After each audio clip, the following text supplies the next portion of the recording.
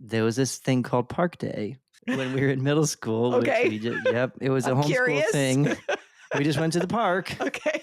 And there was this one time I was just enamored with this older woman who was like giving guitar lessons to a group of younger kids. And I kept getting closer and closer. She noticed me. As she wrapped up her time, she like called me over and she put this acoustic guitar in my lap and I sort of got lost in it, just like touching it and kind of Wow. letting the sounds happen. When I eventually sort of came to, my mom was talking to this woman. They wrapped up and my mom said, Sean, come on, let's go. I spent the next 10 years of my life, I guess, Wow. really learning guitar. It very quickly became this beautiful vehicle for me to more or less learn how to pray, learn how to commune with God, learn how to express my feelings. Like I still am somebody who can really get tangled in their head. When did you realize that, okay, this is not just my own kind of personal expression?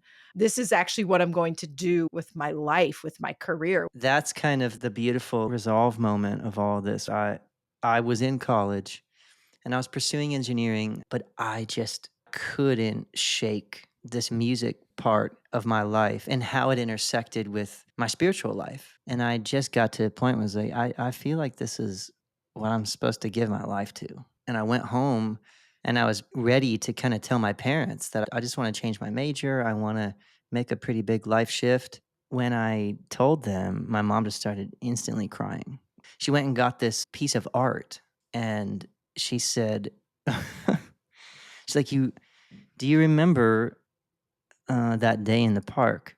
And she's, that woman, she pulled me aside and she told me, for what it's worth, like, I really think that your son needs to play guitar. And I think it's going to unlock a lot of things for him in his life and his walk with the Lord. And the Lord wants to use that as like a center of gravity in his life. Wow. And so this was the first time that she told me, and she Wow. said, ever since that day, I've been praying this over your life. And she'd come into my room when I was at school and like pray over my instruments. And she gave me this piece of art that was this guitar that she had bought so many years ago and wrote this like prophetic prayer on it. When I told her that I wanted to do this in my life, she gave me this thing. And she's Oh, like, man. I've been waiting for you to say this for a decade.